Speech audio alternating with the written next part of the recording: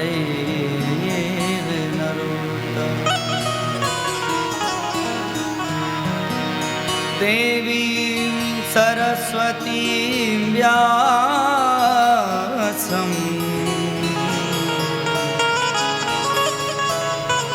ततो जयमुदीरये।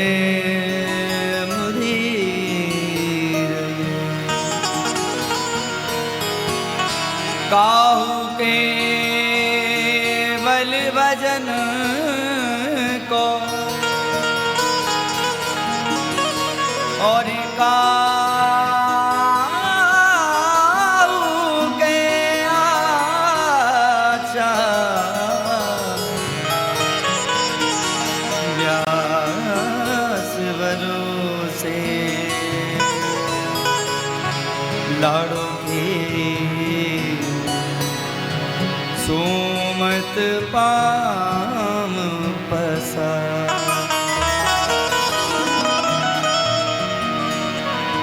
श्री लक्ष्मी नाथ समारंभा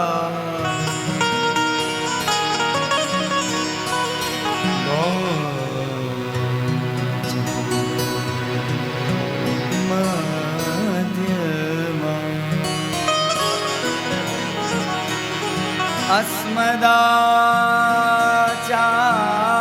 अस्मदाचार्य पर्यन्ता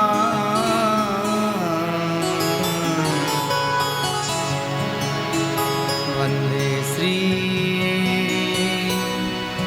गुरु परंपरा।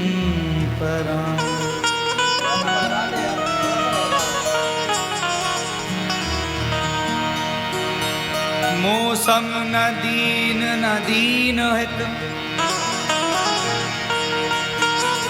मौसम दीन न दीन हित तुम समान रघुवीर। अस विचार रघुवंश मणि हरहु विसंभवति।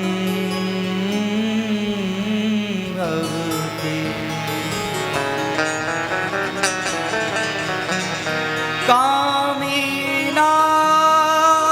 पियार जिम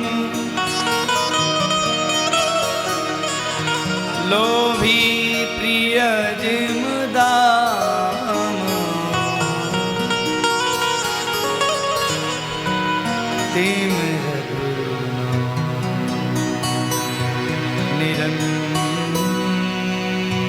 निरंतरा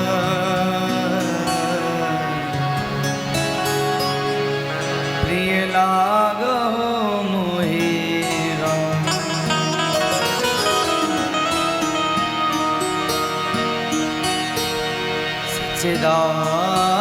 सच्चिदानंद रूपाय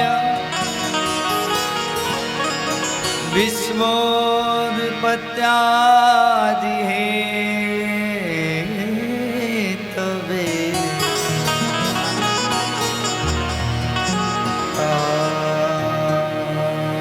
तापत्रय विनाशाय श्रीकृष्णाय वयं नमः। बोली श्री वृंदावन बिहारी लाल की जय। श्री लक्ष्मी नारायण भगवान की जय। श्री जगन्नाथ भगवान की जय। श्री लाडली लाल की जय।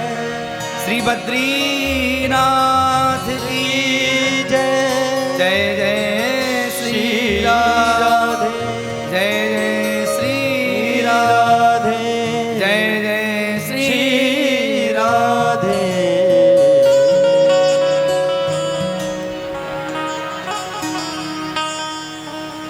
मनवाणी को पवित्र करने के लिए,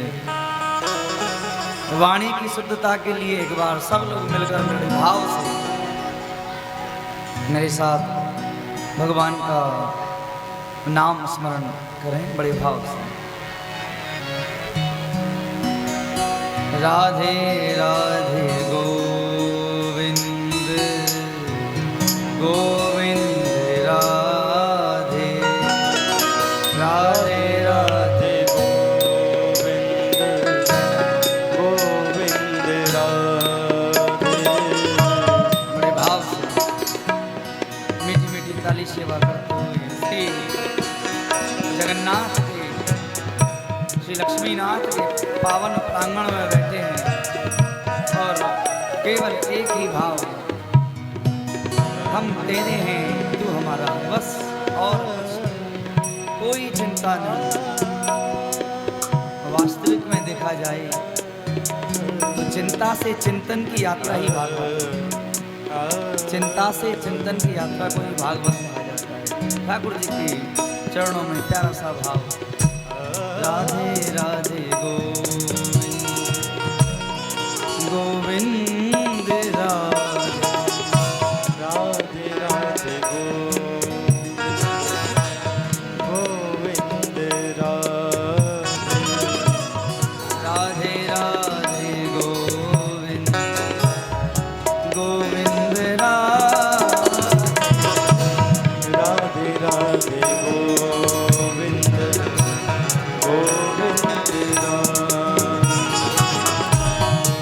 गोविंद राधे गोपाल राधे गोविंद राधे गोपाल राधे गोविंद राधे गोपाल राधे गोविंद राधे गोपाल राधे। ऐसा नहीं, सोना नहीं है, दोनों हाथ को ढाले बड़े भाव से। भाग्योदयेन बहुजन्म समर्जितेन सत्संग मम च लभते पुरुषो यदा। अनेक जन्मों के जब पुण्य उदय हुए तब जाकर ये सौभाग्य प्राप्त हुआ। बड़े भाग हमारे उदय हुए तो बड़े भाव से। राधे राधे गोविंद राधे राधे गोविंद गोविंद राधे। श्री राधा वल्लभ लाल की जय हो।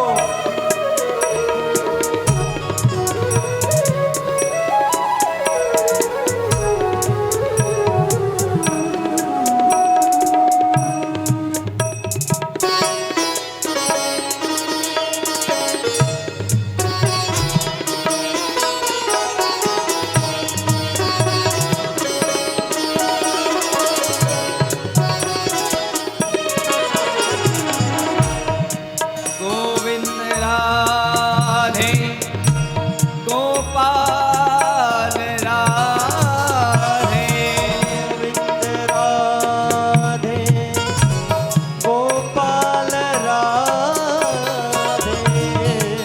गोविंद राधे गोपाल राधे गोविंद राधे गोपाल राधे। राधे राधे जय हो। गोविंद राधे राधे राधे गोविंद गोविंद राधे। देखिए, हर चीज की अलग अलग महत्वता होती है। बाग में यदि माली ना हो, आवाज समझ में आ रही है? समझ में आ रही है?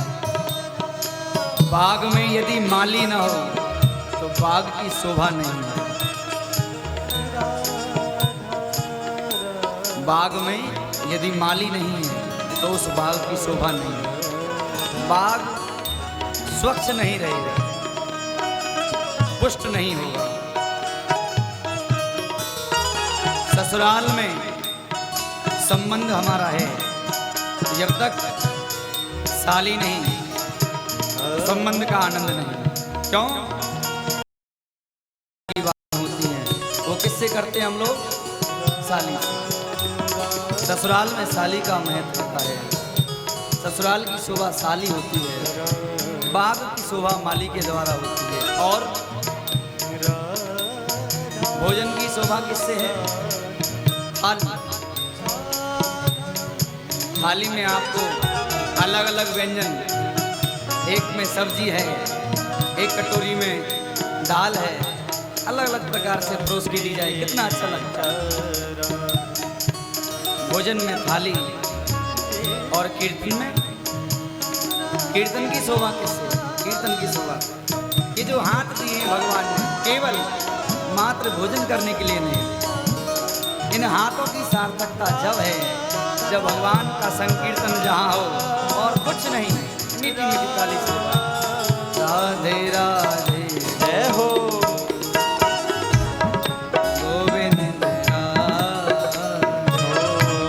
राधे राधे गोविंद गोविंद राधे गोविंद राधे गोपाल राधे गोविंद राधे गोपाल राधे गोविंद राधे गोपाल राधे गोविंद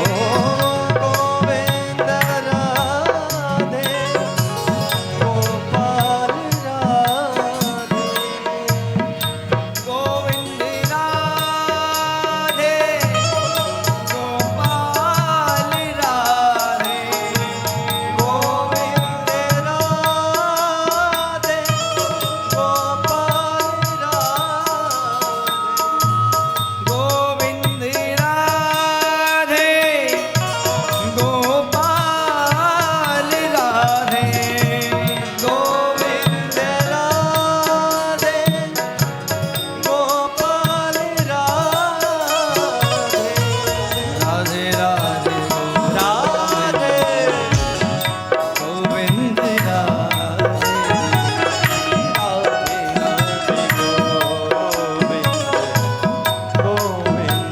श्री जगन्नाथ भगवान जय हो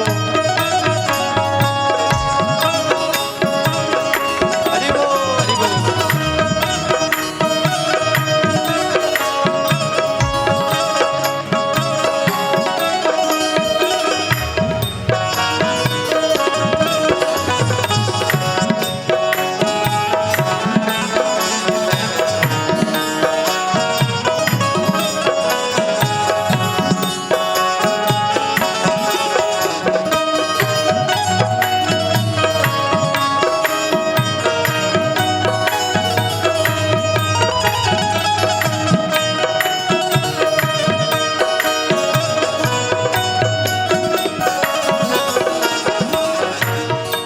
ये तन है, ये जो मनुष्य शरीर मिला है क्या है? ये है तन है कागज की पुड़िया, ये है तन है कागज की पुड़िया ये है तन है कागज की पुड़िया। यह तन है का एक क्षण का नहीं पता, एक मिनट बाद क्या होगा किसी को पता है? कोई कह सकता है कि हम वृंदावन आए अपने घर से और अपने घर जा सकते हैं? एक क्षण का नहीं पता, आगे के क्षण में आपको कथा सुना पाऊं ये मुझे नहीं पता। तो ये तन है कागज की पुड़िया, यह तन है कागज की पुड़िया बूंद पड़े घुल जाई,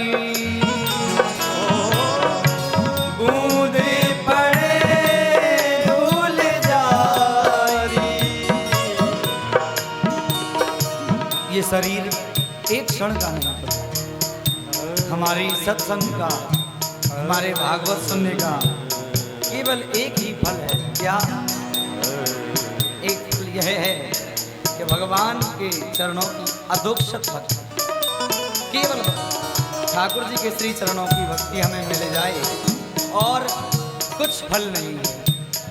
राधे राधे गोविंद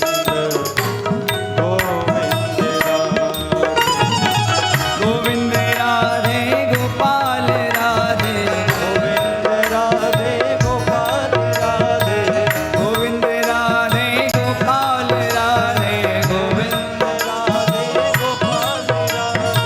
गोविंद राधे गोपाल राधे गोविंद राधे गोपाल राधे गोविंद राधे गोपाल राधे गोविंद राधे गोपाल राधे गोविंद राधे राधे गोपाल राधे राधे गोविंद गोविंद राधे राधे राधे गोविंद गोविंद राधे राधे राधे गोविंद गोविंद राधे राधे राधे गोविंद गोविंद राधे राधे राधे गोविंद गोविंद राधे राधे गोविंद गोविंद राधे राधे राधे गोविंद गोविंद राधे राधे राधे गोविंद गोविंद राधे राधे राधे गोविंद गोविंद राधे राधे राधे गोविंद गोविंद राधे राधे गोविंद गोविंद राधे राधे राधे राधे राधे राधे गोविंद राधे राधे राधे गोविंद गोविंद राधे राधे राधे गोविंद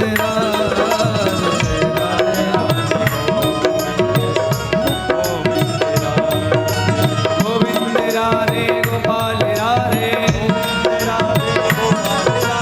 गोविंद राधे गोपाल राधे सभी गाएं गोविंद राधे गोपाल राधे गोविंद राधे गोपाल राधे गोविंद राधे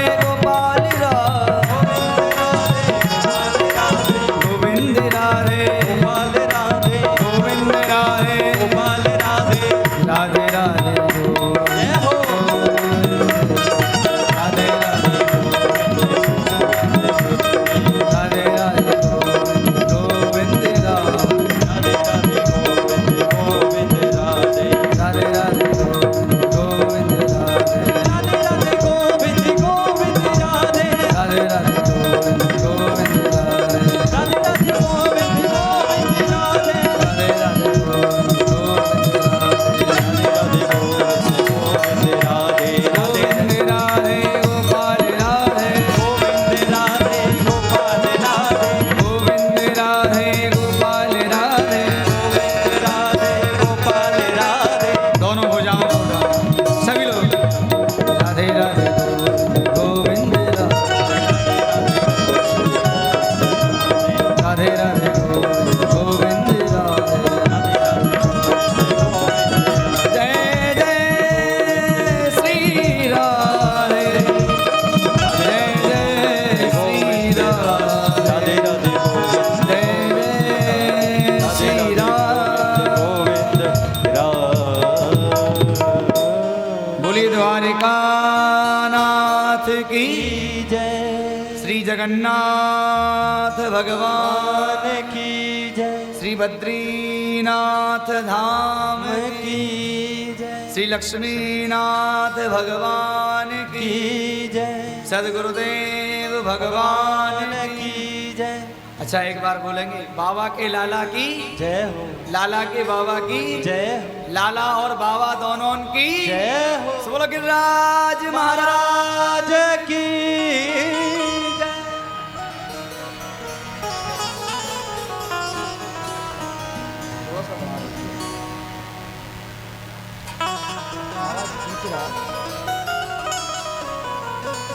बोली सदगुरुदेव भगवान की जय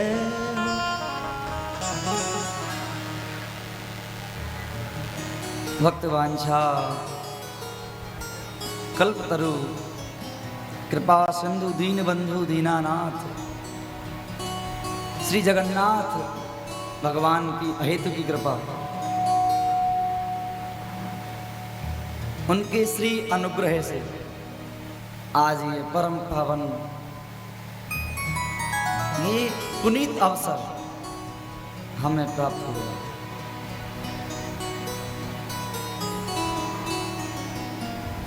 ये सत्संग वास्तव में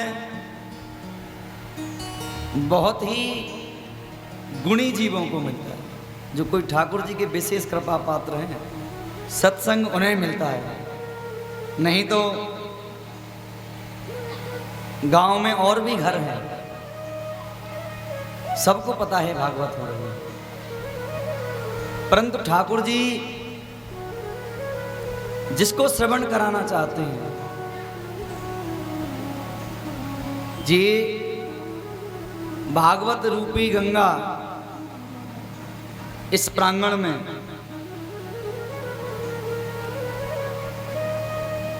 अपनी निरंतर धारा से बह रही है, अविरल धारा से।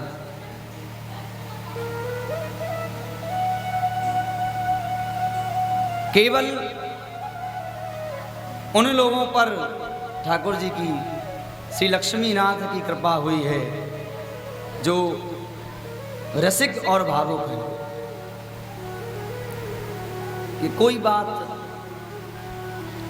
अपने द्वारा की हुई नहीं, अपने द्वारा बताई हुई नहीं।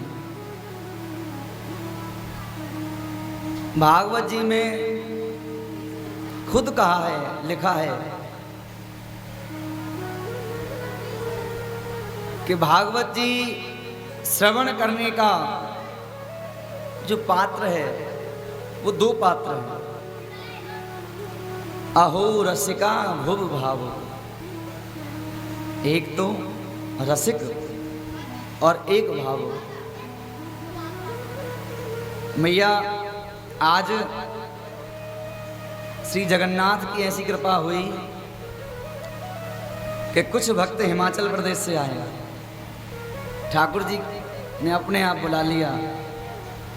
हिमाचल में आपने सुना होगा धर्मशाला, धर्मशाला से कुछ लोग रसिक भक्त लोग आए हुए हैं। आप सबका व्यासपीठ से बहुत बहुत अभिनंदन। ठाकुर जी सदैव आपकी भक्ति ऐसे ही बनाए रखें। तो भागवत जी की अविरल गंगा बह रही है। केवल गोता लगाने के लिए वो परम सौभाग्यशाली लोग ही आए हैं जिनको लक्ष्मी नारायण ने बुलाया है। फालतू लोगों ने को नहीं बुलाया। यथार्थ में जिस व्यक्ति को प्यास लगती है, पानी की कीमत वो जानता है। पानी की, जल की महत्वता को एक पिपासु ही जानता है। ठीक उसी प्रकार ठाकुर जी की कथा है। ये कथा कोई स्टोरी नहीं है, कोई कहानी नहीं है। प्राय हम लोग कथा तो YouTube के माध्यम से सुन रहे हैं, संस्कार आस्था चैनल के माध्यम से सुन रहे हैं, परंतु ये जो कथा है ये जब सुनेंगे नवी नीव स्वरूपिणी, जब नई लगती है। भागवत जी की कथा पावन कथा ऐसी है कि जिसे सुनते जाओ सुनते जाओ सुनते जाओ। कब तक सुने? बोले आलयम मोक्ष पर्यंतम। सुनना जब तक है जब तक इस शरीर का निर्माण नहीं हो जाए।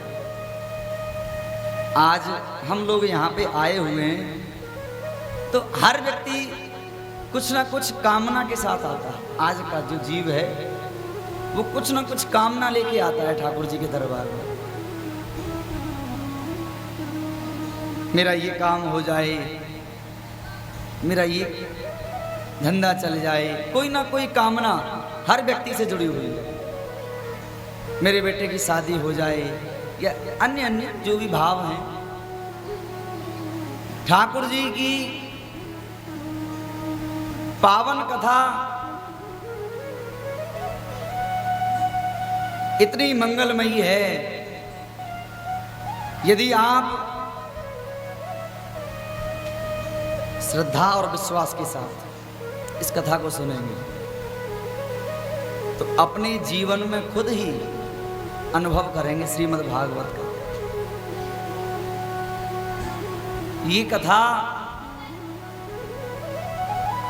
कहते हैं, जिन हरि कथा सुनी नहीं काना, श्रवण रंध्र अहि भवन समान।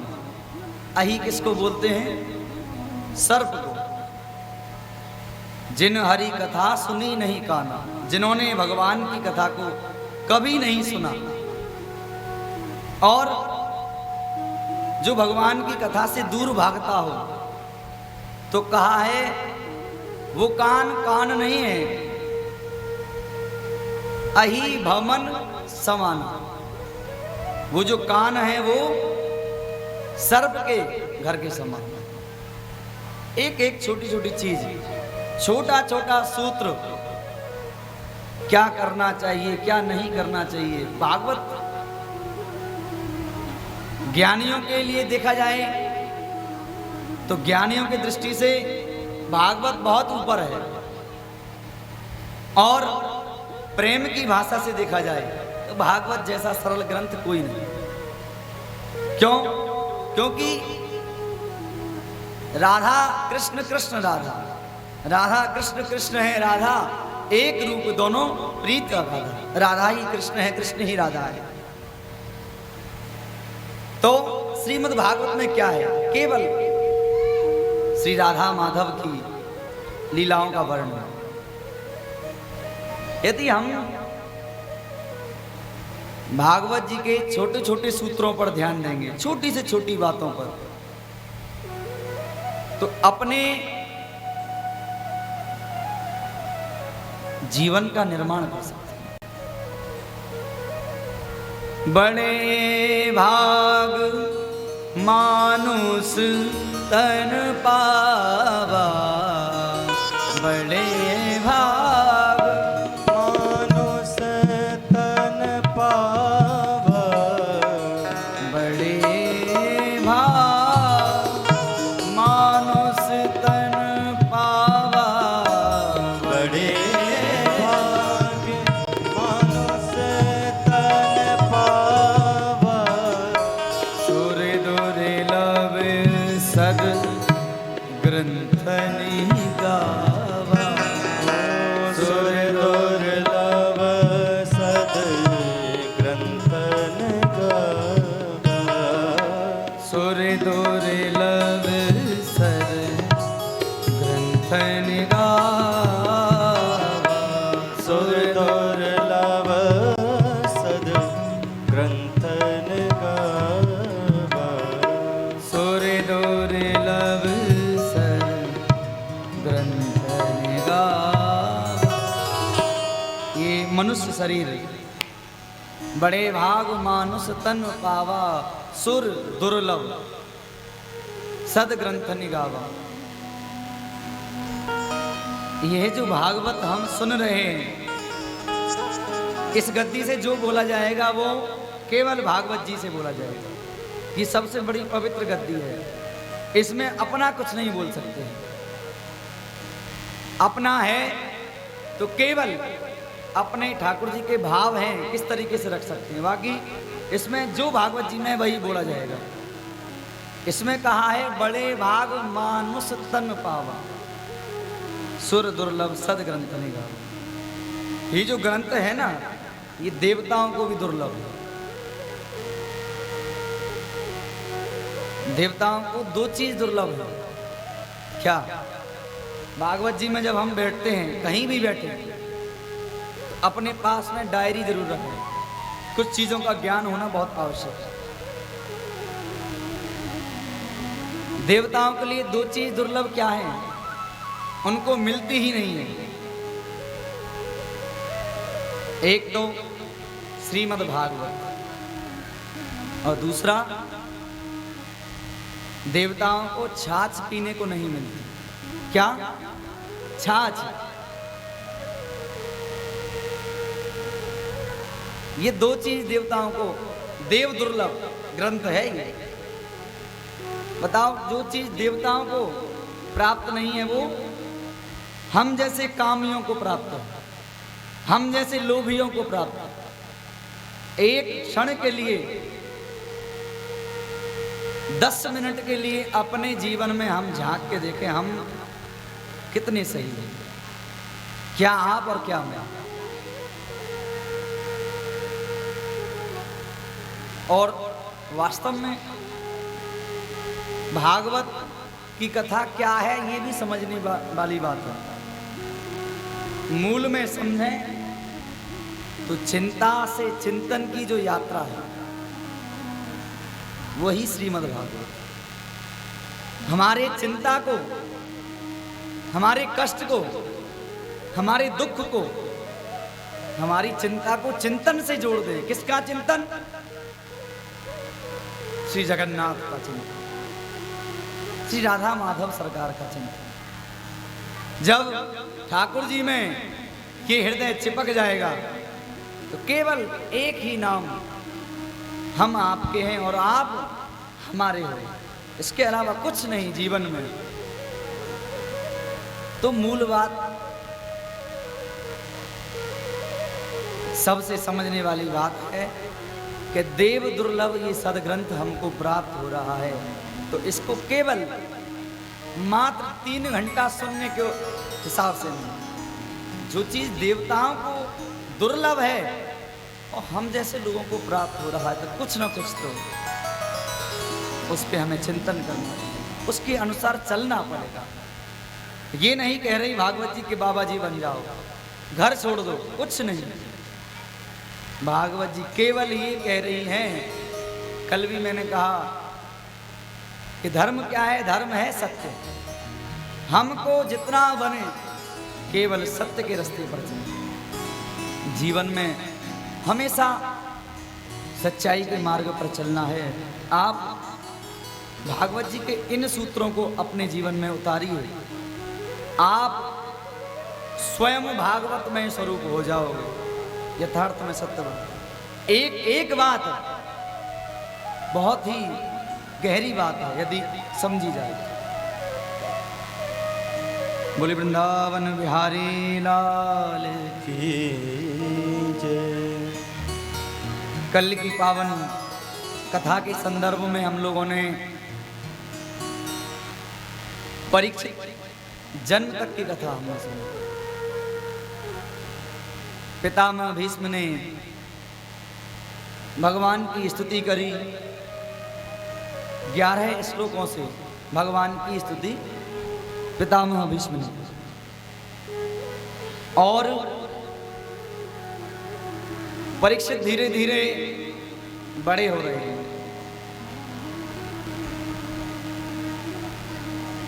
परीक्षित का विवाह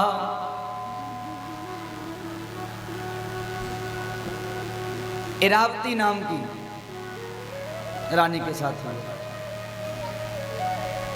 बहुत सुंदर जीवन यापन अपना कर रहे हैं। एक दिन मन में ये विचार आया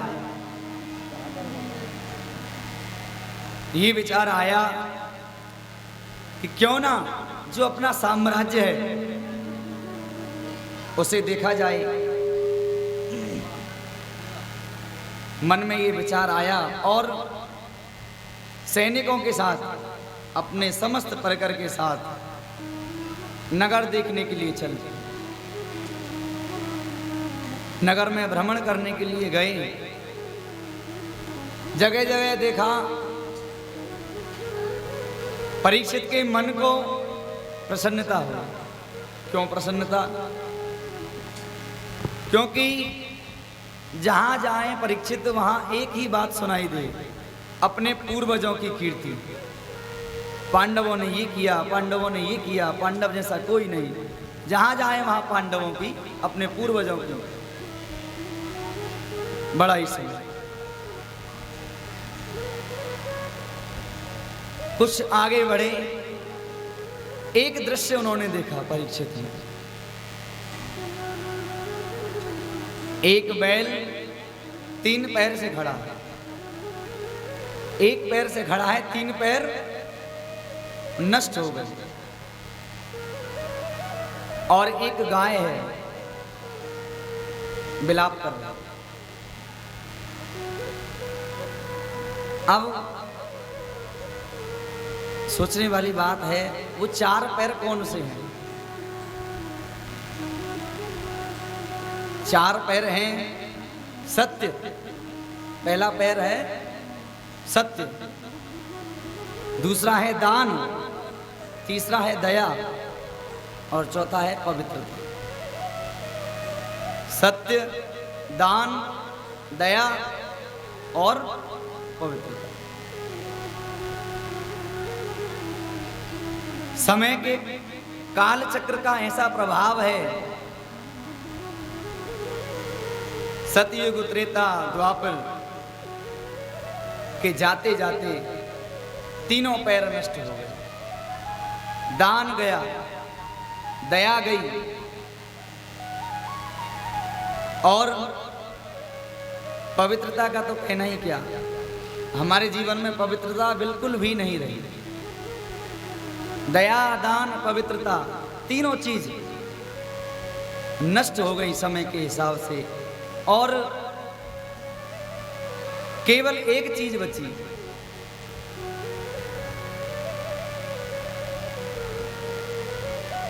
वो है सत्य।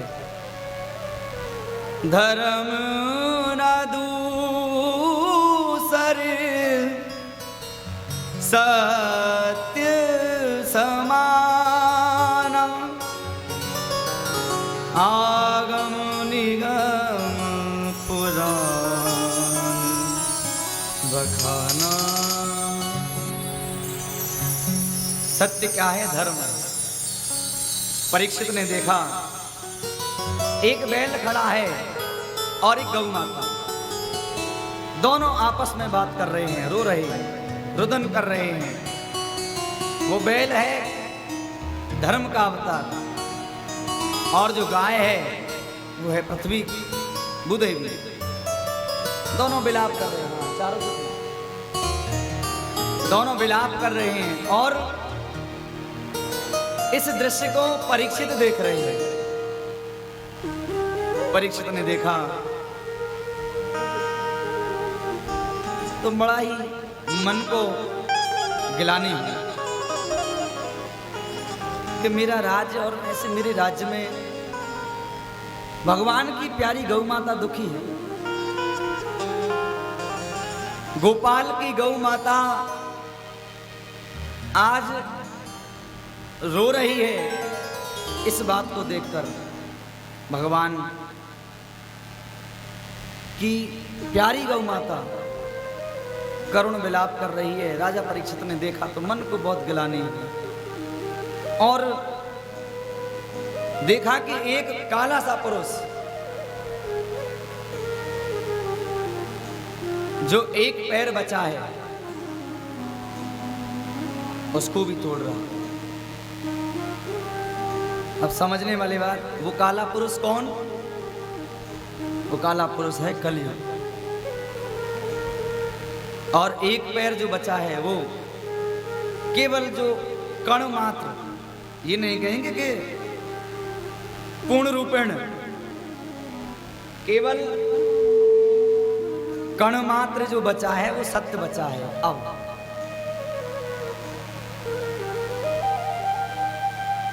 सत्य के पैर को कलयुग तोड़ रहा है। और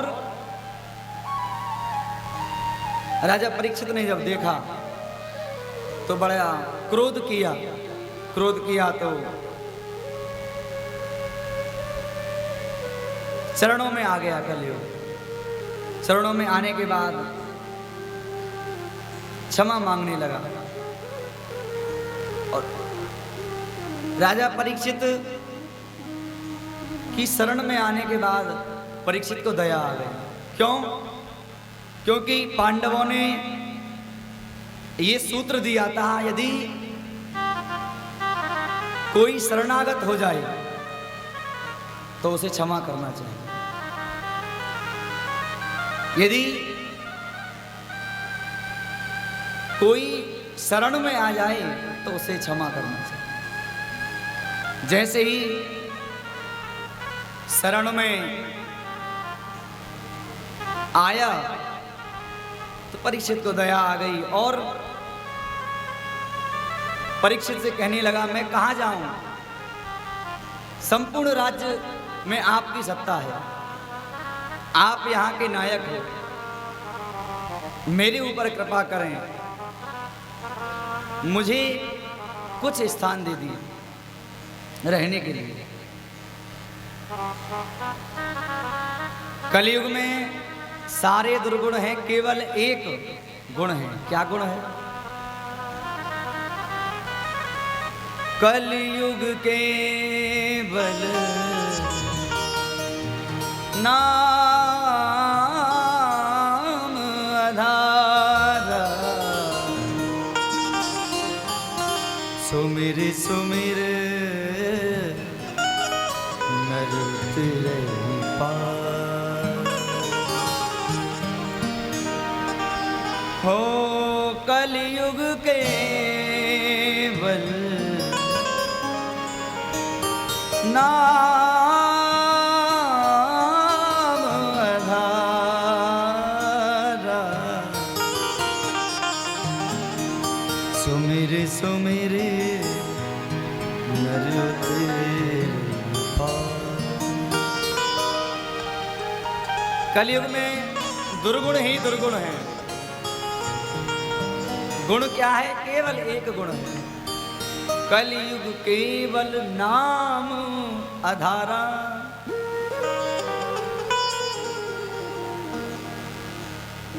सतयुग में, त्रेता में, द्वापर में हमारे तप से, हमारे यज्ञ से भगवान खुश हो जाते थे, प्रकट होते थे, हमारी भक्ति को पुष्ट कर देते थे। ये बहुत मूल बात समझने वाली। भक्ति को पुष्ट करने का जो साधन था वो यज्ञ था, त्रेता में, सतयुग में, द्वापर में तप था। आज का इंसान 10 मिनट एक आसन पे नहीं बैठ सकता। कलयुग का सबसे बड़ा जो साधन साधना का लगा, वो क्या लगा? नाम आधार। भगवान के नाम का आधार इस कलयुग में।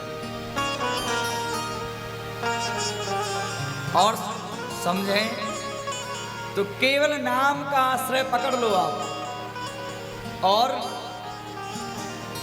संसार सागर से मुक्त हो जाओ। यद गत्वा नन वर्तन्ते तद्धाम परमं मम। भगवान कहते हैं अर्जुन से गीता में, यद गत्वा नन वर्तन्ते तद्धाम परमं मम। मेरी शरण में आने के बाद जीव का सांसारिक आवागमन छूट जाता है। पुनरपि जननम पुनरपि मरणम, इस चक्कर से सदैव के लिए छूट जाता है। कलयुग का ये एक गुण राजा परीक्षित को बहुत ही ज्यादा अच्छा लगा। दुर्गुण दुर्गुण है, परंतु कलयुग का ये गुण कि केवल नाम, नाम भी क्या? साचोई की राधा रमण, दूसरो ना कोई, मेरे तो गिरिधर गोपाल, दूसरो ना कोई। कौन है मेरा? जाके सिर मोर मुकुट मेरो पति सोई, हो जाके सिर मोर मुकुट रघुपति सोई। हमारे हृदय में वो भाव मीरा का आएगा। वास्तव में ना जाने किस रूप में ठाकुर जी दर्शन दे दें, कोई पता नहीं। ठाकुर जी कब किस भेष में आ जाए। प्रबल प्रेम के पाले पढ़कर प्रभु को नियम बदलते देखा। अपना मान टले टल जा, भक्त का मान न टलते देखा। अच्छा, एक बात है, हमारे अंदर मां भक्ति तो है,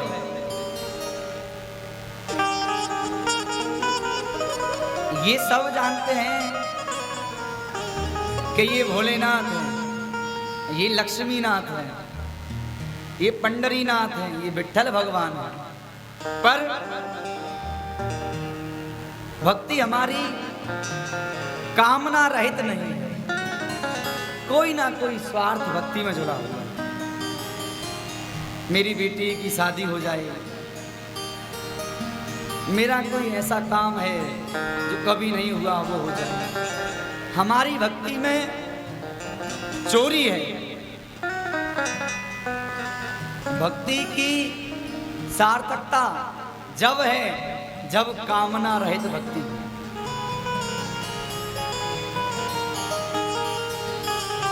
भगवान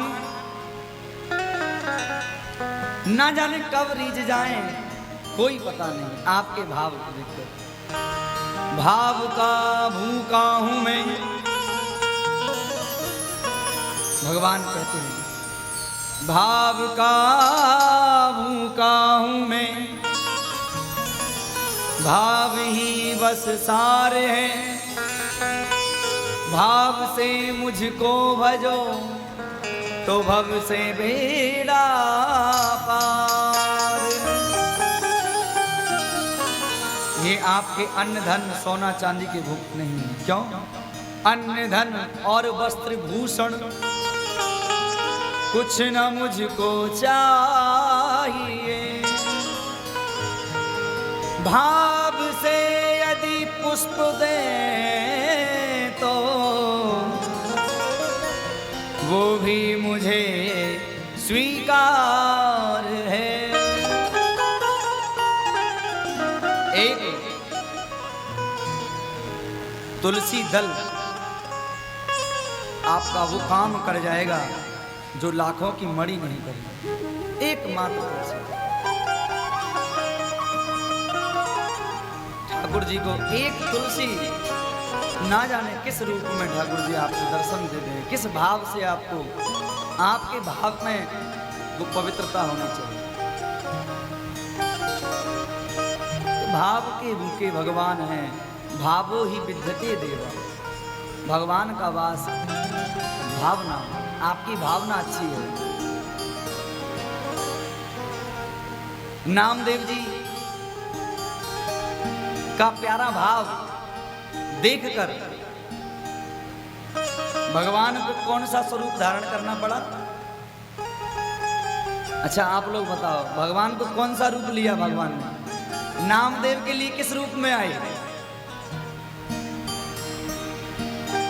अच्छा जिसको पता है एक बार हाथ उठाओ। ऐसा लग रहा है सब सो रहे हैं। पता है नहीं पता? नामदेव की भक्ति को पुष्ट करने के लिए भगवान ने श्वान रूप, कुत्ते का,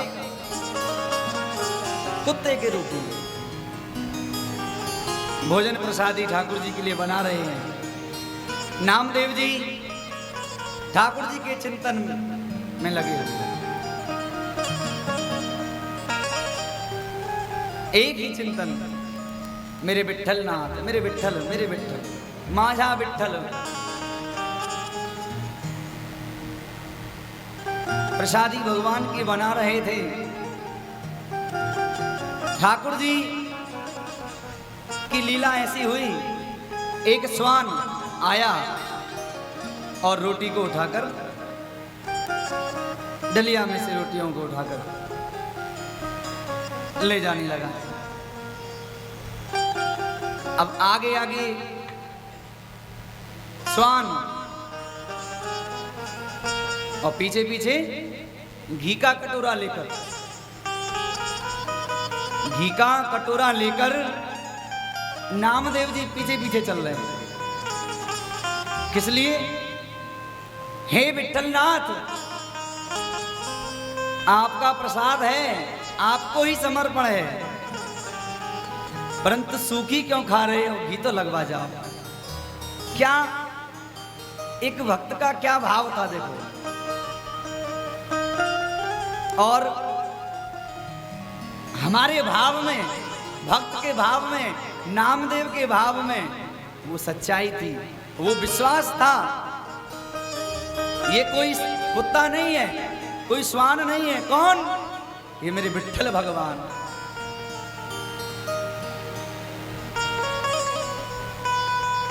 कह रहे हैं, पीछे पीछे जा रहे हैं और हे प्रभु, रूखी रूखी खाओगे तो गले में अटकेंगे,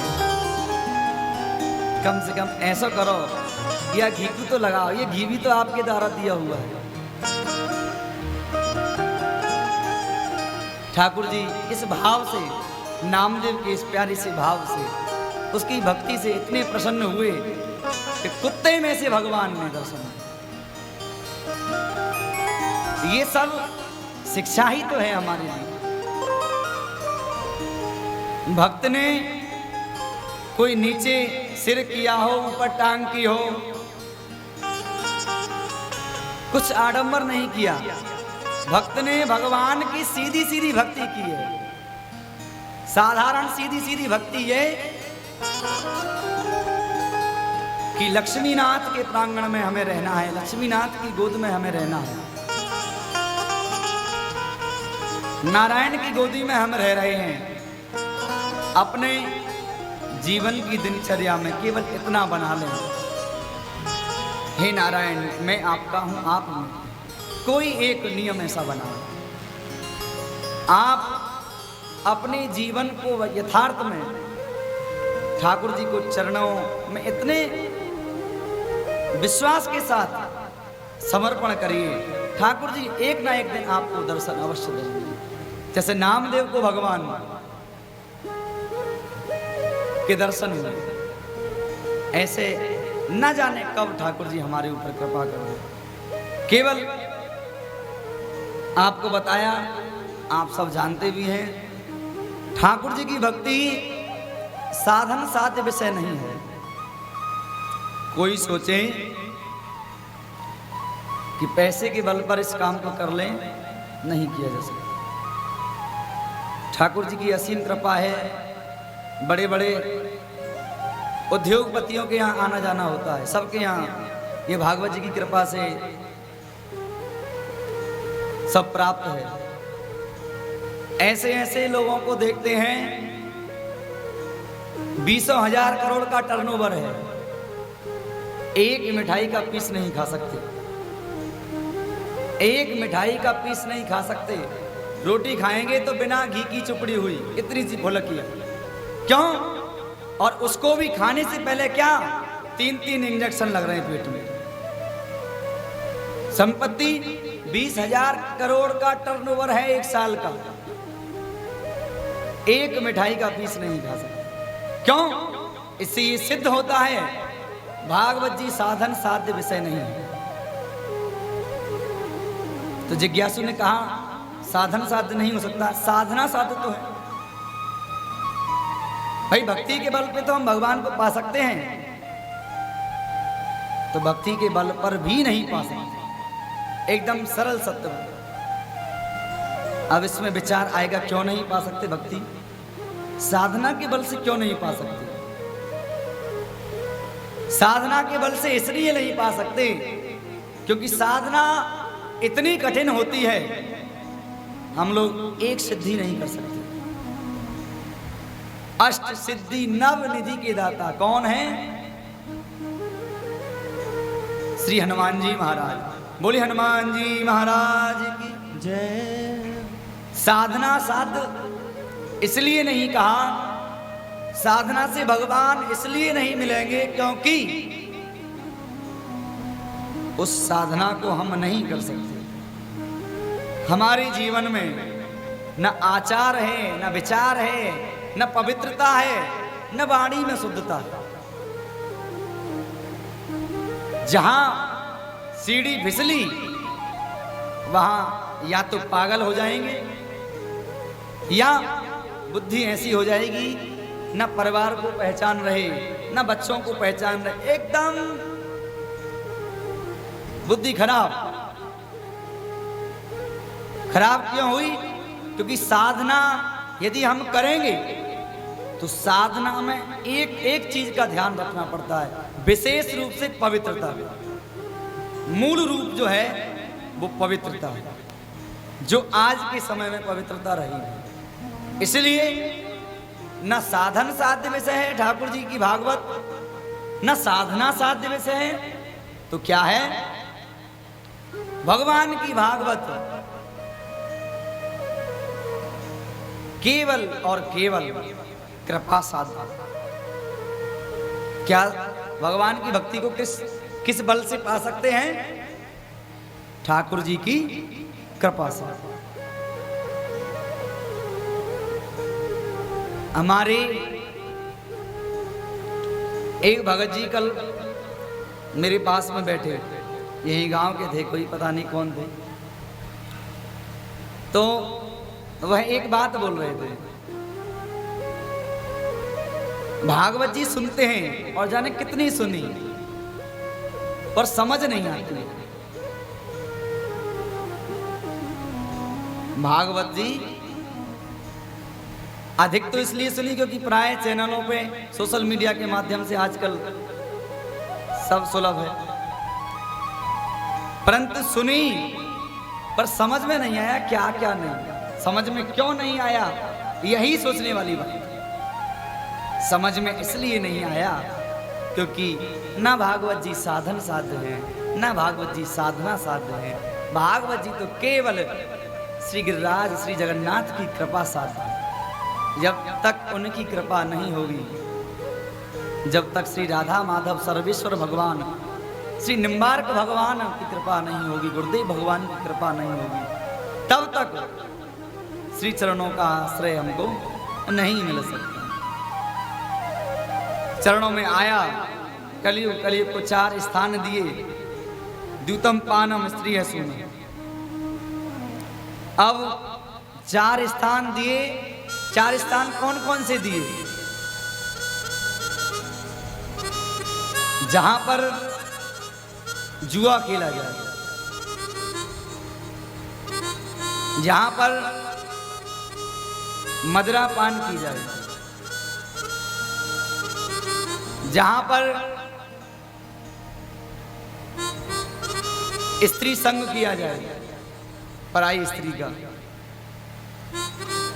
और चौथा स्थान सूना बोलते हैं हिंसा का, जहां पर गाय कटती है, जहां गौ माता की हत्या होती है, वहां कलयुग का वास है।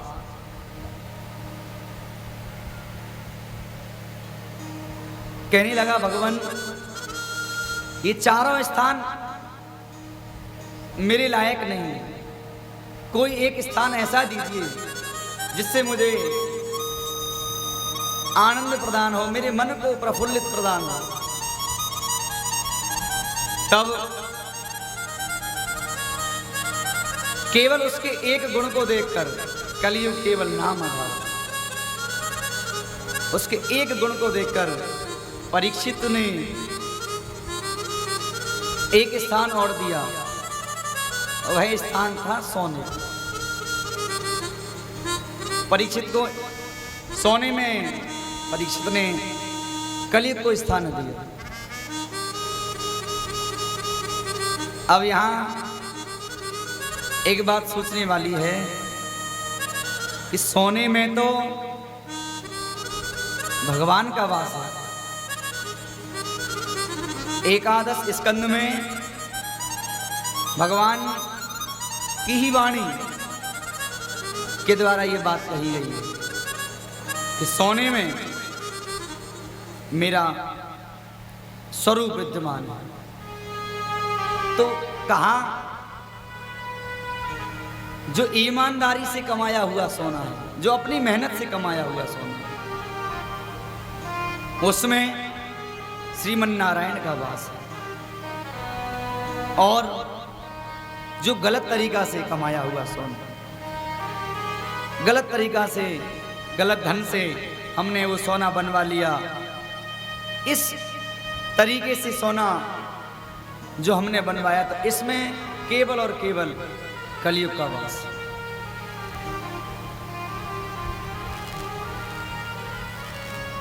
जीवन में हमेशा एक ही धारणा रखें कि ईमानदारी से हमें चलना है।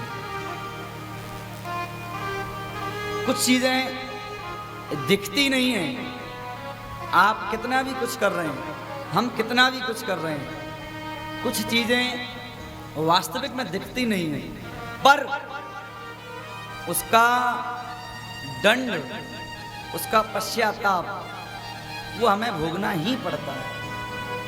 उसके लिए छोटे से उदाहरण से समझें, जैसे कि या तो कोई ना कोई ऐसा संकट आएगा, उस संकट में केवल ठाकुर जी के अलावा, लक्ष्मीनाथ के अलावा कुछ नहीं दिखेगा। कुछ चीजें वास्तव में दिखती नहीं है, इसलिए सदैव जीवन को जिस शैली से जीवन जीना चाहिए, ईमानदारी से, सच्चाई के साथ, उस हिसाब से अपने जीवन का निर्वहन करना चाहिए। कलयुग को चारों स्थान दिए, सोने में स्थान दिया, अब तो कलयुग ने अपना पैर जमा लिया। सोने में स्थान दिया तो परीक्षित को एक पांडवों के द्वारा दिया हुआ मुकुट, उसमें कलयुग प्रवेश कर गया। एक दिन मन में ये इच्छा थी कि चलो शिकार करने चलते हैं। शिकार करने गए, शिकार करने गए, वन की ओर जा रहे हैं, इतने अंदर चले गए, सैनिक वगैरह सब छूट गए। राजा परीक्षित बहुत ही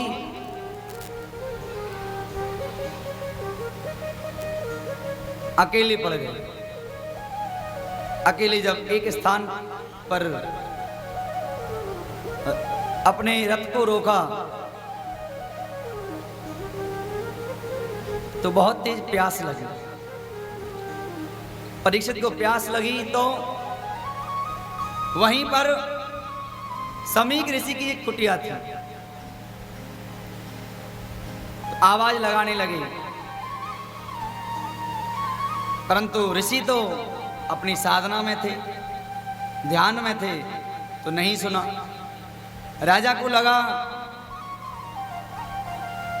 कि केवल ढोंग दिखा रहे हैं, पाखंड दिखा रहे हैं। तो राजा ने मरा हुआ सर्प ऋषि के गले में डाल दिया। गले में डालने के बाद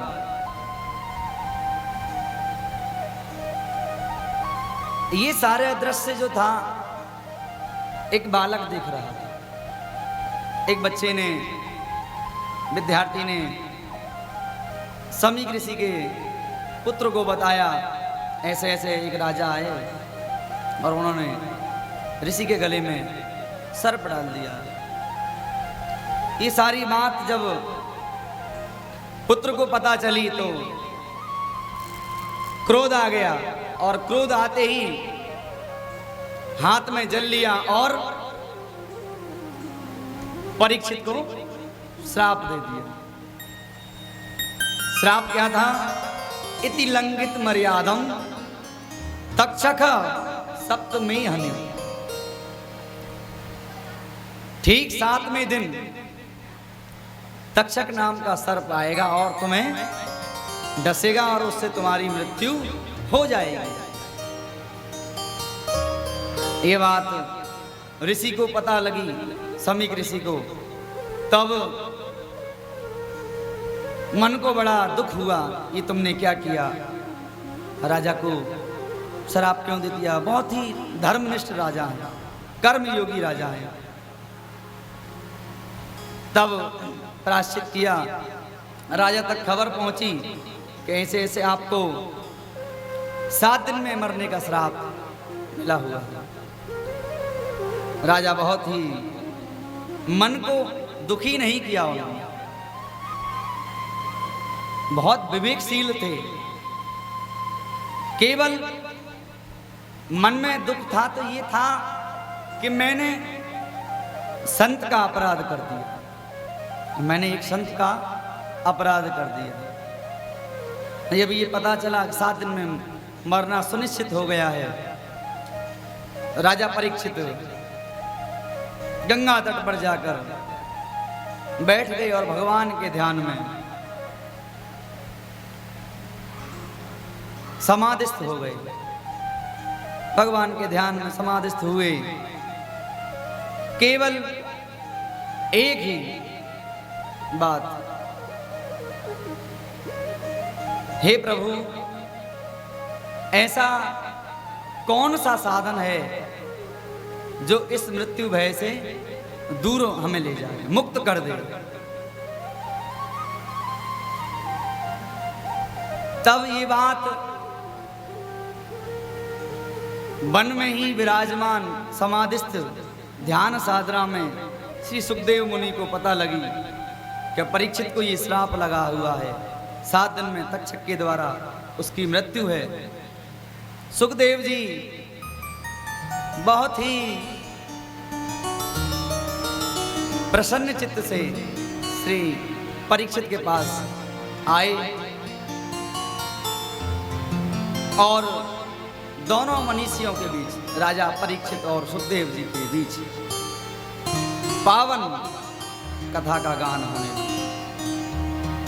बोली श्रीमद् भागवत महापुराण की जय। श्री परम बीतरागी संत शिरोमणि श्री सुखदेव जी के द्वारा पावन संहिता का ये गान राजा परीक्षित को लक्ष्य करते हुए श्रवण कराया। और जब ये पता चला तो सब भृगु, वशिष्ठ, च्यवन, अनेकानेक ऋषि कथा श्रवण करने के लिए आए। भगवान की कथा प्रारंभ हुई। परीक्षित ने एक प्रश्न किया। प्रश्न ये था, बरीयाने सुते प्रश्न क्रतो लोकहितं नप क्रतो लोकहितो नप। राजा परीक्षित ने प्रश्न क्या किया, क्रतो लोक हितम नृप।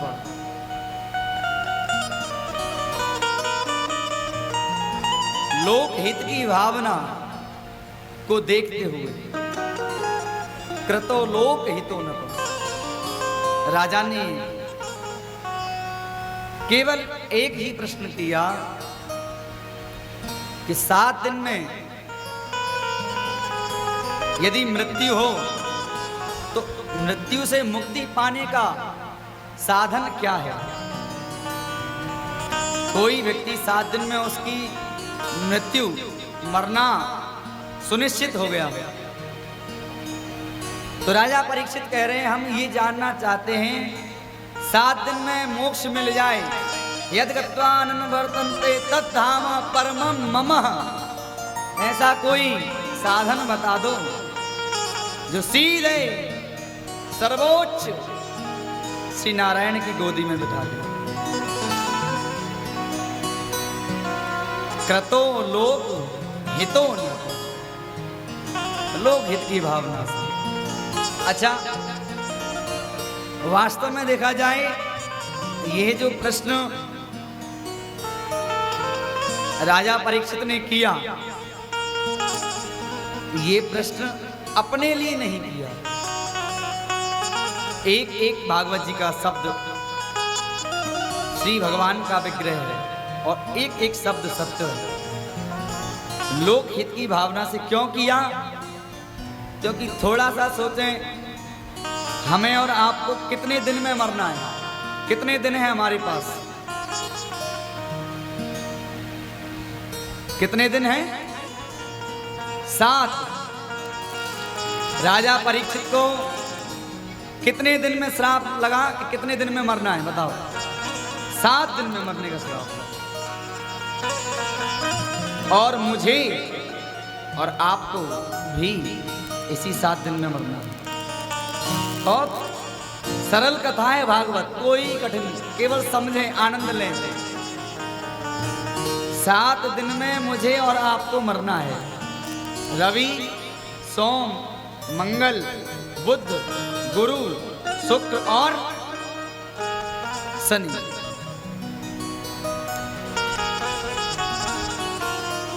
इन 7 दिनों में किसी 7वें दिन हमारी भी मृत्यु लिखी। इसलिए ये जो प्रश्न किया अपने लिए नहीं, और वास्तव में देखा जाए ये जीवन क्षण भंगुर है। क्षण भंगुर जीवन की कलिका, कलिकात को जाने खिली ना खिली। मलयागिर की सुचि शीतलता, ये जो पावन समय हमें मिला है बहुत दुर्लभ। 7 दिन में मुझे और आपको मरना है। ये क्षण भंगुर जीवन है। राम नाम सुखदाई, हम लोग, हमारी मैया सब गाती हैं इस भजन को। राम नाम सुखदाई भजन कर भाई, ये जीवन 2 दिन का। कौन से 2 दिन? पहला जन्म, दूसरा मृत्यु। इन 2 के अलावा तो बीच में तो केवल और केवल विषय भोगों में लगना है और कुछ नहीं। कितना भी आप, ये जो संसार है ना, इसको दलदल की संज्ञा दी है। किसकी? दलदल। आप कितना भी निकलने की कोशिश करो, दलदल ऐसा होता है, जितना आप ऊपर जाओगे उतना आप नीचे जाओगे। कितनी भी आप कोशिश कर लो ऊपर जाने की, आप नीचे की ओर खिसकते जाओगे। ऐसा ही ये संसार है। भागवत जी, पता लगा भागवत जी हो रही हैं लक्ष्मी नारायण के प्रांगण में। अब मन बन गया कि चलो एक ना एक दिन तो कथा सुननी है, एक दिन तो जाएंगे। भागवत जी में मंदिर प्रांगण में आए, बैठे, तो मंदिर प्रांगण में कथा सुनने बैठे, ऐसे बैठे जैसे इनसे बड़ा कोई श्रोता है ही नहीं। एकदम व्यास जी को ऐसे देखेंगे आंखों को टटोलते हुए, जैसे कितने बड़े ज्ञानी हैं। और जहां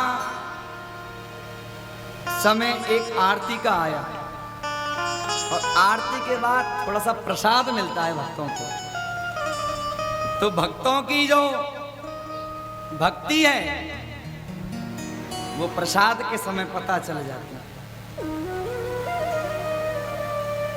सब भूल जाते हैं। कुछ चीजों को हम वास्तविक देखा जाए तो मर्यादित रूप से नहीं करते। जीवन में कुछ चीजों को समझना है। भागवत सुनना तब सफल है जब आप एक ही बात को, केवल एक बात को ही अपने जीवन में उतार लो कि हम आज से ये सौगंध लेते हैं कि जीवन में कभी भी असत्य के मार्ग पर नहीं चले, जहां तक ठाकुर जी संबल प्रदान करेंगे, जहां तक वो बल प्रदान करेगा। हम कुछ नहीं करना, कोई गेरुआ वस्त्र नहीं पहने, ये भागवत जी नहीं कह रहे। कोई हरिद्वार नहीं जाना, ये भागवत जी नहीं कह रहे। भागवत जी केवल और केवल बार बार भगवान को ही सत्य, जो सत्य है, सत्य को भगवान की संज्ञा क्यों दी? क्यों? क्योंकि भगवान सत्यनारायण है। भगवान की भक्ति को यदि हमें पाना है तो अपने आप को वैसा तो करना पड़ेगा जैसे हम हैं, और भगवान को वही स्वीकार है। भगवान की भक्ति में आप कितना भी चोरी कर लो, उसका असर आपके ऊपर आएगा ही। वो कहीं ना कहीं, यहां तक तो असर रहेगा जब तक कथा हो रही है, तब तक तो बहुत ज्ञानी, तब तक तो साधारण सी भाषा में कहें, ये कोई अन्यथा अनुचित लेने वाली बात नहीं है। तब तक तो हम लोग कितने भी भजन ध्यान पूजा पाठ में लगे रहेंगे, पर क्या हम घर जाने के बाद उस जाल में फंसने के बाद उस माला को, उस पाठ को, दैनिक दिनचर्या को क्या हम अपने जीवन में उतार रहे हैं? ये सोचने वाली। क्या हम दैनिक 365 दिन 365 हनुमान चालीसा पाठ कर रहे हैं कि नहीं? ये सोचने वाली बात। कुछ ना बने तो एक व्यक्ति सही सलामत आदमी, क्या स्त्री क्या पुरुष, एक दिन में 21,876 बार श्वास लेता है। 21,876 बार सही व्यक्ति है, श्वास लेता है 21,876 बार। पर क्या 21,876 श्वासों में हम भगवान का नाम ले रहे हैं? ये सोचने वाली।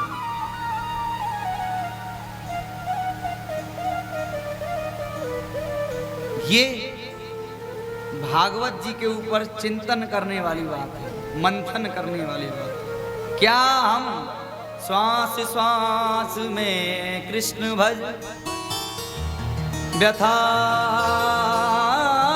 श्वास जन खो,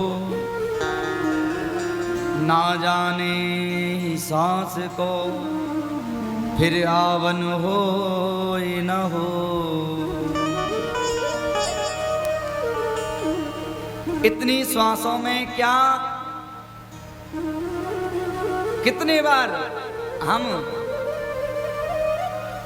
राधे कृष्ण कृष्ण कृष्ण राधे राधे, राधे श्याम श्याम श्याम राधे राधे, हरे कृष्ण जहां हमारी आस्था टिकी हुई।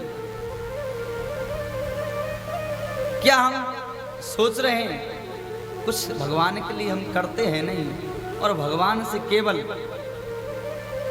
एक ग्राहक की तरह बनिया के पास जाते हैं ना, भैया 1 किलो चीनी देना, उससे चीनी ली, 40-50 जो भी जितने भाव की हो, उसे 50 रुपए दिए, 1 किलो चीनी लेके चले आए। ठीक उसी प्रकार से हम ठाकुर जी की भक्ति कर रहे हैं। आज का जीव क्या, हे नाथ मेरा ये काम बना दो, मैं आपका भोग लगाऊंगा।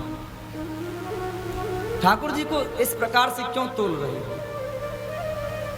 क्या भगवान सब जानते नहीं हैं? चीटी के पग नूपुर तो भी साहिब सुनता। चींटी के पग में सुनने के लिए घुंघरू को भगवान को आना नहीं पड़ता। चींटी में भी भगवान है, इसलिए भगवान हमारे हर क्षण पे, हर विषय को, हर चीज को भगवान जानता है। भागवत हम प्राय सुनते हैं, पर वास्तव में क्या पता ठाकुर जी की ऐसी कृपा हो जाए, यदि एक व्यक्ति भी इस कथा से सुधर जाए, एक ऐसा नियम ले ले, तो मेरा कहना और नाथ के प्रांगण में ये कथा करवाना माँ का, ये दोनों सफल।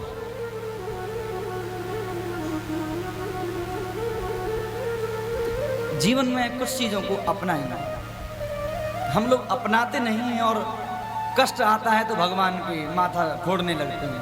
हे भगवान, 1 किलो लड्डू का प्रसाद चढ़ाएंगे कि चोला चढ़ाएंगे कि ये चढ़ाएंगे, क्या बनिए, और ऐसा अपने ग्राहक अपने संबंध बना लिया।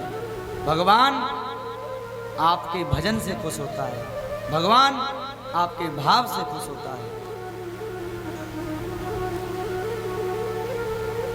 इसलिए केवल भागवत का मूल सार यही है कि हमारे अंदर अहित की भक्ति भगवान की आ जाए।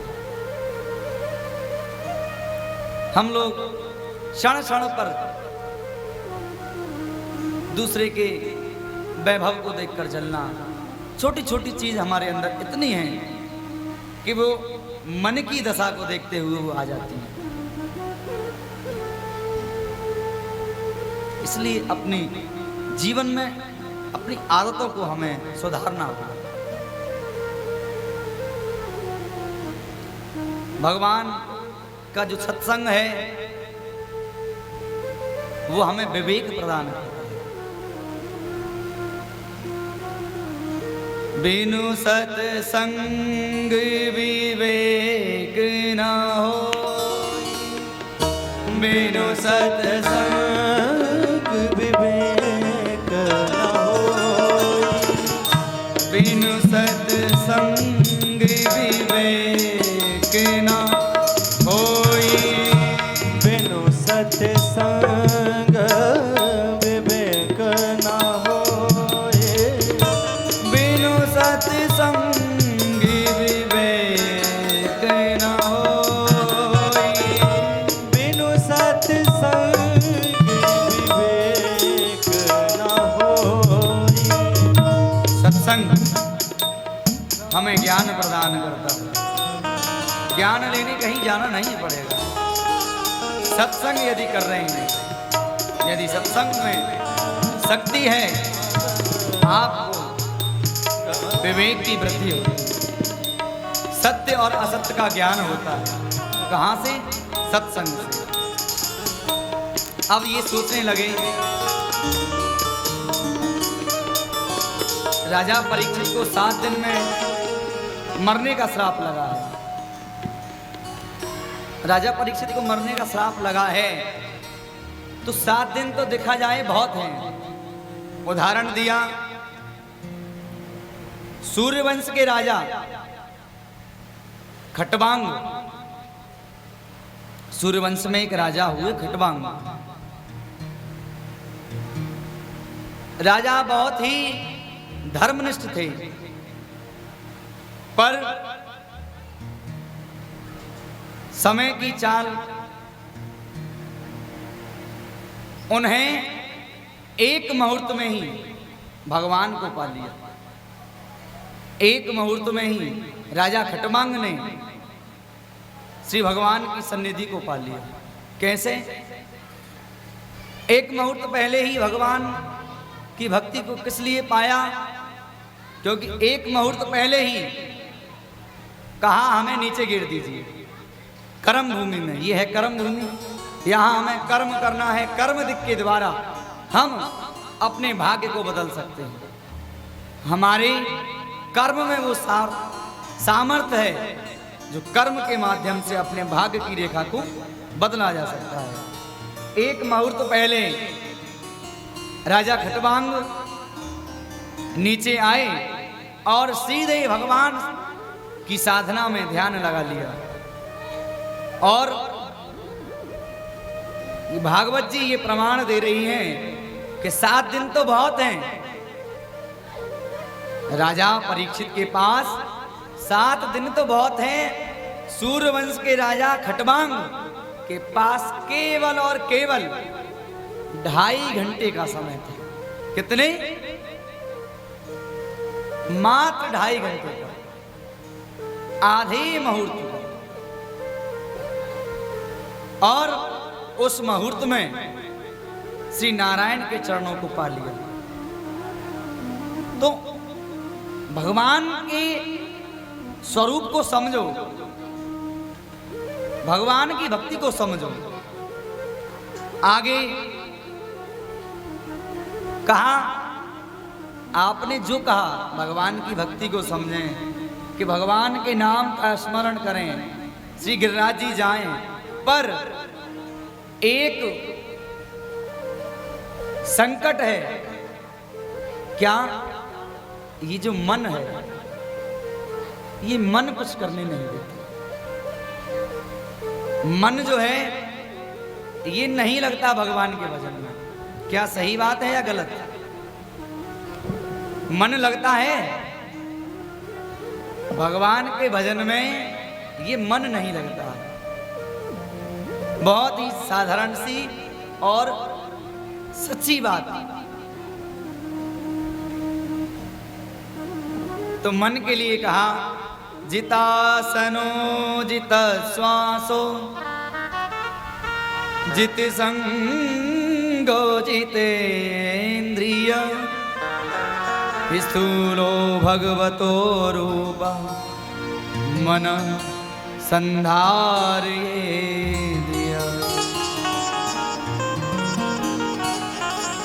भगवान की भक्ति में, भगवान की माला में मन नहीं लगता, ये मूल विषय है। एक माला कर ली, 2 कर ली, 5 कर ली, पर यदि कोई कह दे, या गुरुजी ही कह दे हमारे, या कोई संत कह दे कि बेटा तुम्हें प्रतिदिन 21 माला करनी है या प्रतिदिन 11 माला करनी है, तो मन एक धर्म संकट में पड़ जाता है। उस जगह मन की स्थिति ऐसी हो जाती है कि क्या किया जाए। ये बहुत समझने वाली बात है। ये प्राय सबके साथ में है, हमारे साथ में भी है। ये मन नहीं लगता, तो कहा मन लगाने के लिए अपने आसन को जीतो।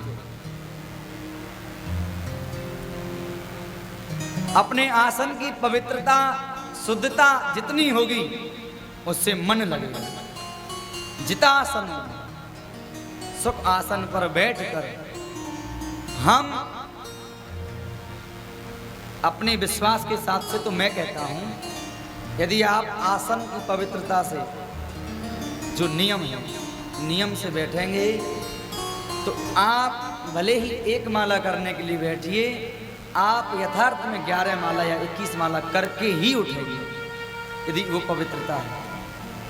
हम लोग भक्ति तो कर रहे हैं, पर भक्ति कर रहे हैं आधी किलो दूध में 2 किलो पानी।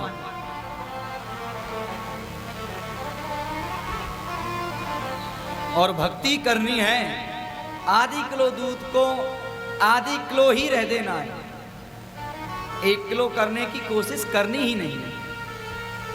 शुद्धता, पवित्रता। इसलिए आसन को जीतो राजन, तुम्हारा मन लगेगा। दूसरी बात कही, अपनी श्वास को जीतो। प्राणायाम। हम लोग इतने आलसी हो गए हैं। आज हजारों लाखों रुपए डॉक्टरों को दे आएंगे, पर जो ग्रंथ में कह दिया, जो शास्त्रों ने कह दिया, योग करिए, योग के हिसाब से आप जीवन की दिनचर्या को बनाइए, आपको कोई हारी बीमारी नहीं लग सकती। ये बात भी भागवत जी कह रहे हैं। व्यवहारिक दृष्टि से जीना सिखाना, ये हमें भागवत सिखाती है कैसे जीवन को जिया जाता है। तो मन को लगाने के लिए अपने आसन को जीतिए। दूसरा, अपनी श्वास को जीतिए। तीसरा, अपने संग को जीतिए। हम लोग भक्ति भी करते हैं तो अपने बलबूते पे नहीं करते हैं। जैसे हमारी इच्छा हुई चलो वृंदावन चलना है, तो मुझे वृंदावन जाना है तो मुझे ही जाना है, पर मैं ये सोचता हूं कि कोई ना कोई साथी मिल जाए, क्योंकि अपना संग नहीं जीता। जितना संग हम करेंगे उतना ही संग से भी हमारे जीवन में बहुत प्रभाव पड़ता है। बिन सत्संग विवेक ना हो। यदि सत्संगी जीव मिल गया, सत्संगी जीव का संग मिल गया, तो आपका भजन सार्थक है। और यदि सत्संग विहीन व्यक्ति मिल गया तो आपके जीवन को एक दूसरी दिशा की ओर ले जा सकता है। इसलिए ये कहा, यदि भजन में मन लगाना है तो अपने संग को भी जीतो। कोई जरूरी नहीं वृंदावन मुझे जाना है तो मुझे जाना है, उसमें कोई पाखंड नहीं कि 10 लोगों को जाना है कि ये 20 लोगों को जाना है, कोई नहीं, हमें जाना है। वास्तविक देखा जाए तो ये शास्त्रों का प्रमाण है और सार है। जिसको भी समाधान मिला जीवन में उसको अंदर से मिला, उसको मन से समाधान मिला। जिसका मन स्थिर हो गया उसने इस संसार को जीत लिया। ये मन ही तो सब कुछ कराता है। भगवान गीता में भी कहते हैं, चंचलम ही मनः कृष्ण। हे अर्जुन, ये मन बहुत चंचल है। ये मन बड़ा चंचल है और कैसे तेरा भजन करूं। जितना इसे समझाऊं उतना ही मचल जाए। इतना धोखा देने वाला है ये मन, इतना परिवर्तनशील है और इतना एक्टिव है। मुझे ये कहने में समय लगेगा कि मुझे वृंदावन जाना है आज शाम को या कल जाना है। इतनी सी छोटी सी बात को कहने में मुझे बहुत समय लगेगा, पर ये मन श्रीधाम वृंदावन में बिहारी जी के आंगन में जाकर स्थिर हो गए। श्री बिहारी जी की छवि को निहार रहा, मन बहुत आगे चलता है।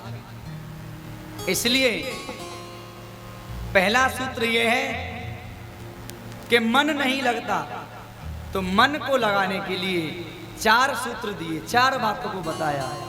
जितासनो, जितश्वासो, श्वास को जीतो, आसन को जीतो, संग को जीतो, और चौथा कहा जितेंद्रिय, अपने इंद्रियों पर संयम होना चाहिए। देखना इंद्रियों के न घोड़े भगे,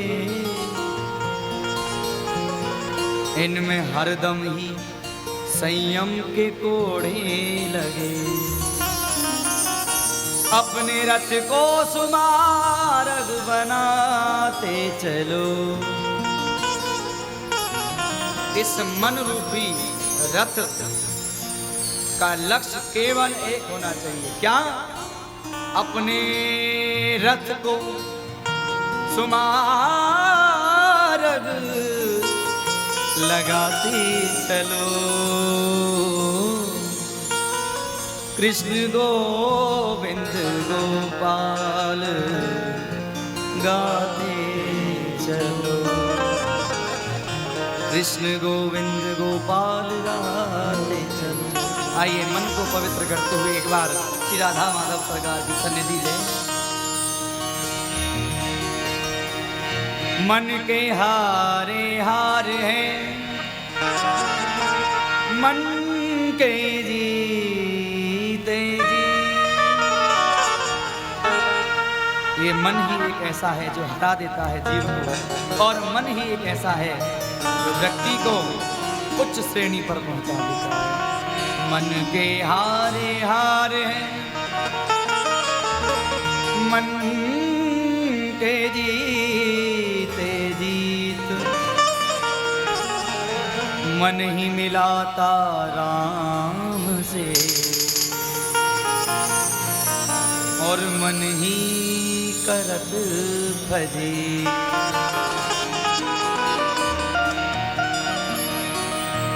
इस मन को सुधार लो, जीवन जीने का आनंद आ जाए। वास्तव में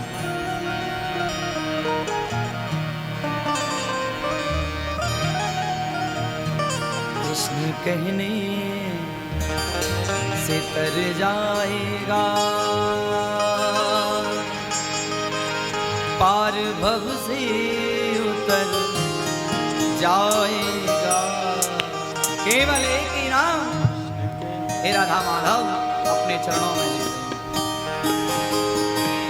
उसके आगे तू झोली फैला, दाता झोली को भर जाएगा।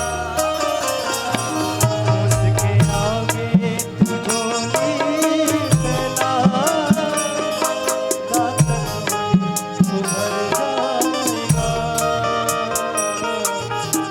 दाता एक राम भिखारी सारी दुनिया। दाता एक राम भिखारी सारी दुनिया। हम लोग संसार के लिए बहुत वैभव दिखाते हैं, पर वैभव संपन्न केवल एक ही जीव है। कौन? श्री लक्ष्मीनाथ। इसके आगे सब ठीक है। उसके आगे तू झोली फैला, दाता झोली को भर जाएगा। आगे तू झोली फैला, दाता झोली को भर जाएगा। कहने से तर जाएगा, पार भव से उतर जाएगा। मीठी मीठी ताली से भाव से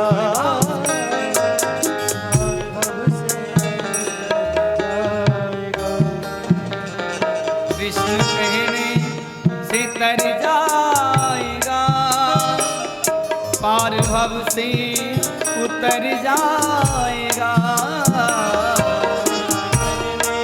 से तर जाएगा, भव से उतर जाएगा। कृष्ण कहने से तर जाएगा, पार भव से उतर जाएगा। कहने से तर जाएगा, पार भव से उतर जाएगा। होगी घर घर चर्चा तेरी, जिस गली से निकल जाएगा। होगी हर घर चर्चा तेरी,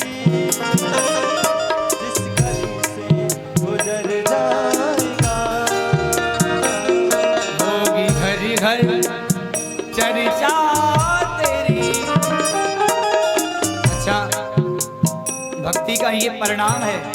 भक्ति अपना स्वरूप दिखाती है यदि हम करते हैं तो। अक्सर हमें सुनने को मिलता है ना, अरे भैया ज़्यादा पंडित बनो जा रहे हो, ज़्यादा मालन सत्कार हो। हम लोग आपस में ही व्यंग करते हैं। तो भक्ति अपना स्वरूप दिखाती है यदि हम लोग करें तो।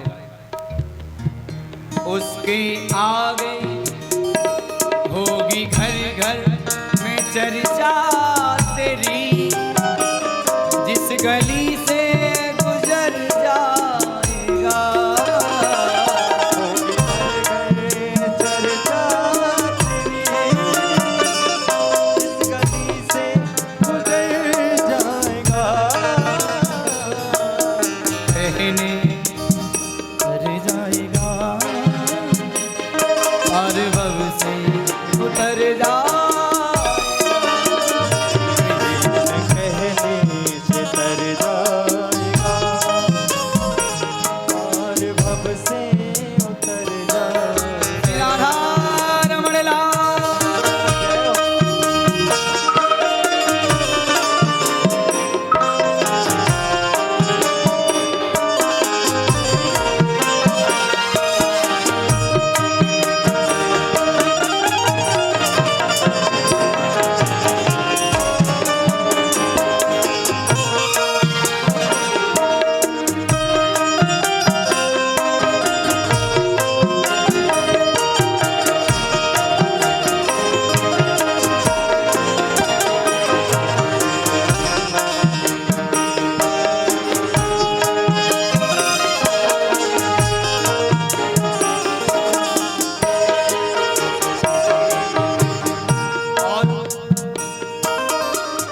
उसके सामने कितनी भी कोशिश कर लो, आप और हम भिखारी हैं। इसलिए एक भिक्षुक के भाव से उससे कहें, हे नारायण, मैं कुछ भी नहीं जानता, हम कुछ नहीं जानते। और यथार्थ में सही बात है, मैं कुछ भी नहीं जानता। ये वाणी, ये भाव, ये सब आपका दिया हुआ है। इसलिए भगवान से भिक्षुक भाव में क्या कहना है? उसके आगे तू झोली फैला, दाता झोली को भर जाएगा। उसके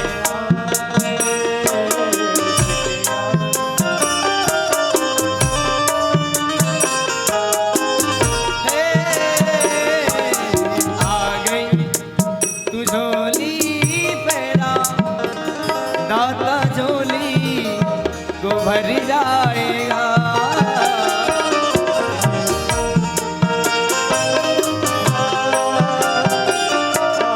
झोली को भर जाएगा। कहने से तर जाएगा, पार भव से उतर जाएगा। जाएगा, पार भव से उतर जाए। श्री राधा वल्लभ लाल की।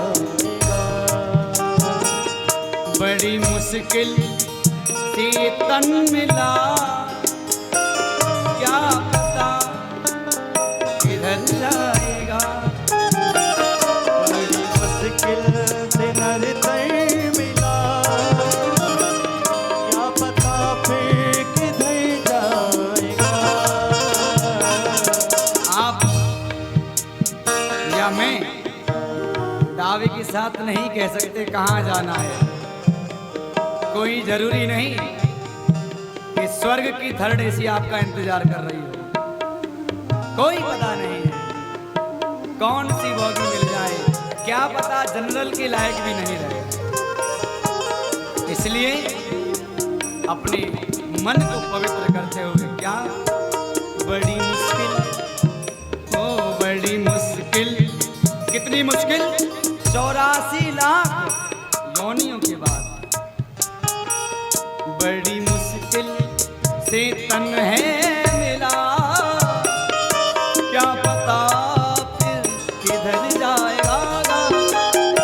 बड़ी मुश्किल से नर तर मिला,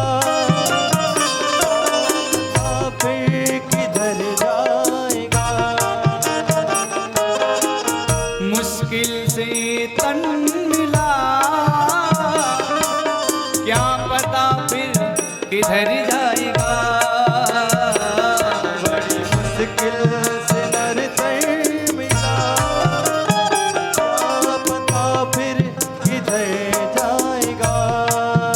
इसलिए बस एक ही बात कही है, दोनों हाथों को उठा के, क्या कृष्ण कहने से तर जाएगा, पार भव से उतर जाएगा।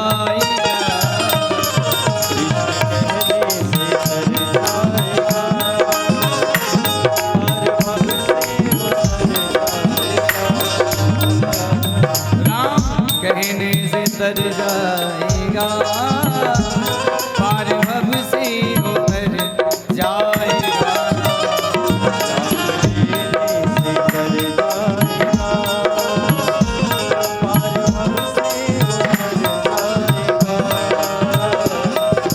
बड़ी मुश्किल से तर जाएगा,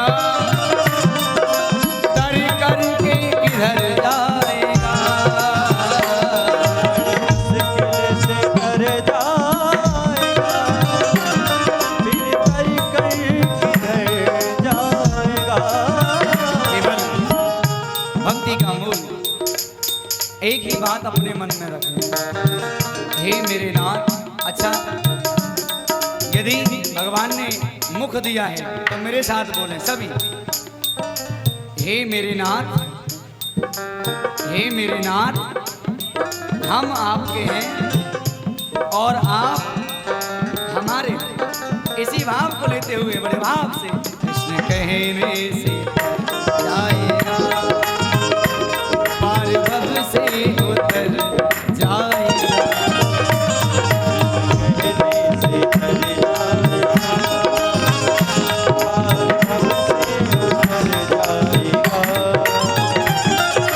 राधे राधे गोविंद गोविंद राधे,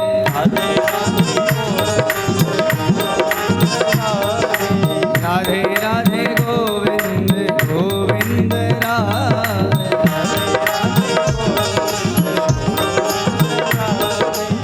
गोविंद राधे गोपाल राधे, गोविंद राधे गोपाल राधे, गोविंद राधे गोपाल राधे।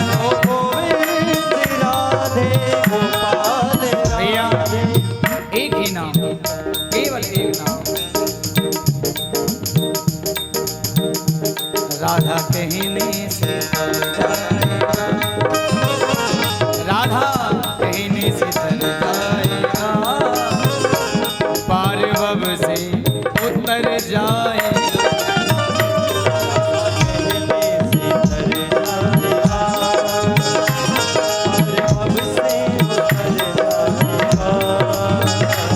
कृष्ण कहने से तर जाएगा, पार भव से उतर जाएगा।